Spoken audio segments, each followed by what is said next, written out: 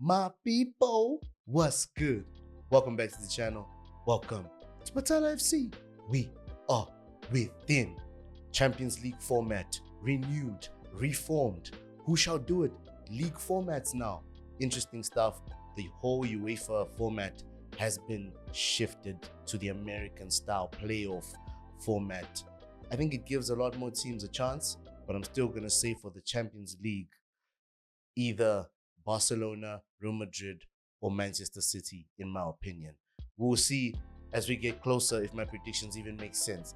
But yeah, we jump to the boys. And Maresca ball, we've seen 6 games of professional football, minus the unconvincing preseason that I just didn't enjoy reading. I didn't enjoy previewing preseason. But yes, 6 games, 4 in the Premier League and 2 in the Conference League. But the Conference League was just a switch up. He would change almost every player. So we don't really need to use those games for analysis. We're going to go with the 4 games in the Premier League. What has he kept constant? What has he changed in the back line? What has he said to the players to try and get us to attack better? Let's get it, y'all. So 4 teams, right?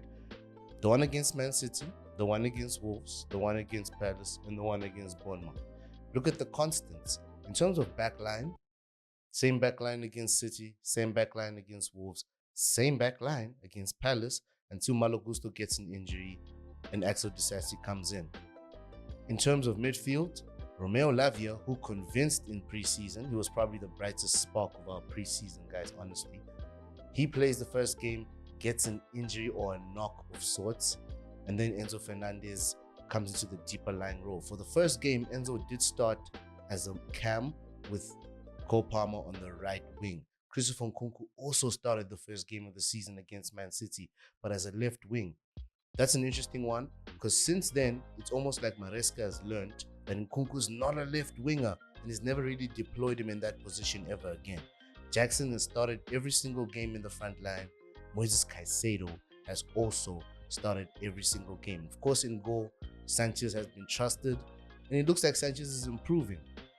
So the constants are the back line, except when Malo Gusto got injured, but if he was fit, it would be Malo Gusto. So the whole back line, including the goalkeeper, is consistent. Moises Caicedo is a definite starter. Cole Palmer became a 10 from game week 2 in terms of play, and since he gained that role, he has not been shifted. And Cole Palmer has 2 yellow cards in the 4 games. In the game against Bournemouth, we had 8 yellow cards, with Sancho and Felix both getting cards off the bench. But interestingly, Noni Madueke has also sealed the right wing. Pedro Neto and Mikhailo Mudryk have been rotating the left wing, but Pedro Neto has not been tried as a right winger in the Premier League because Noni Madueke has owned the right wing.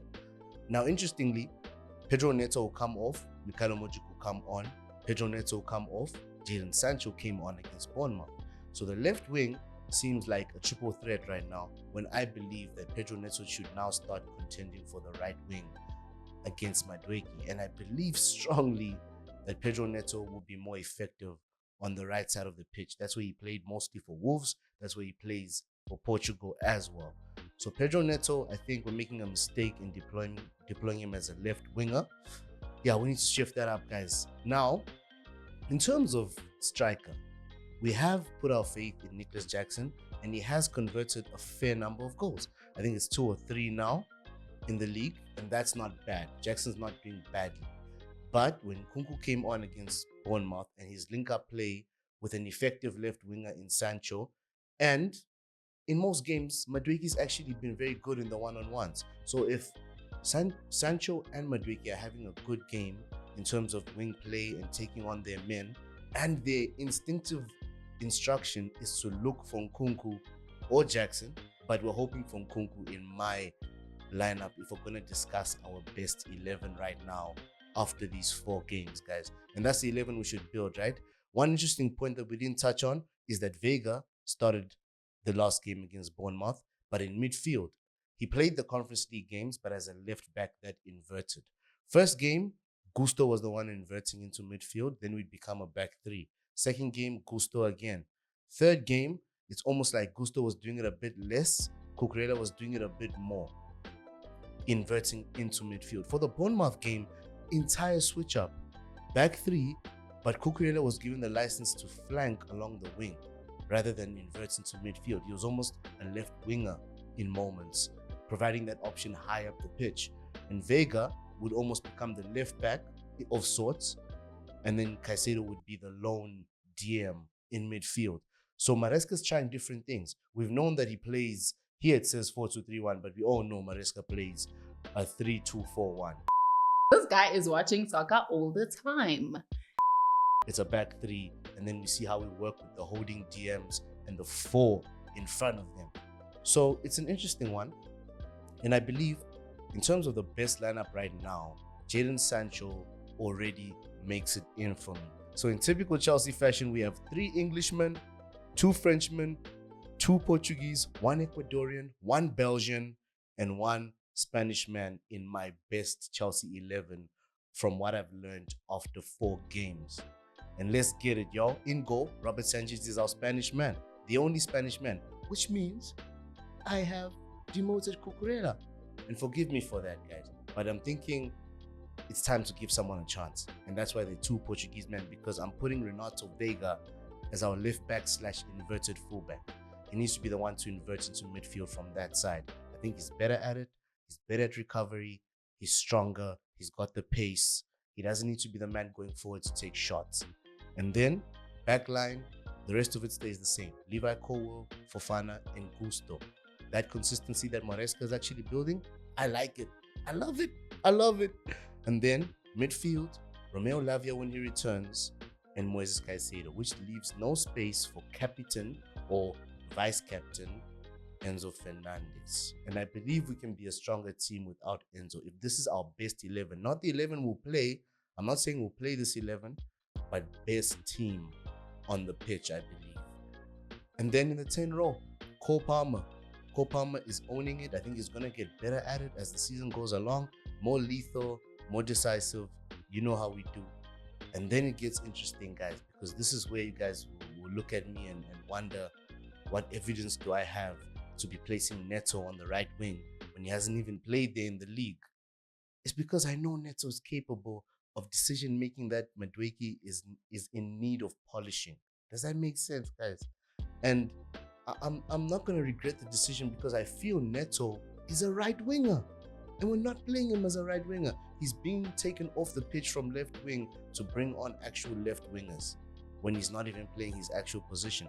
So giving him a run of games, which is hard because I know Maresca likes Madueke and he wants to give him a chance to polish himself as well. And he's giving him the time. Madueke was finally taken off early against Bournemouth. I think that's a statement of intent from Maresca. Left wing. What are we going to do? Jadon Sancho. We have to give Jadon Sancho the left wing, guys. He has to be our best player right now because he's the most patient. He's the most patient left winger in the team. He doesn't think about the goal immediately he receives the ball. He thinks about beating the man in front of him or making the right pass in space and then moving along to receive it again. Jadon Sancho is playing simple but effective football with successful dribbling. I mean, why would we deny him the pitch right now when you can see he's hungry to prove himself to England, to England fans, English fans, and everyone really in football? And striker role. If I said Jackson, guys, I would not make sense, even though he started all 4 games in the Premier League so far. Christopher Nkunku deserves it more.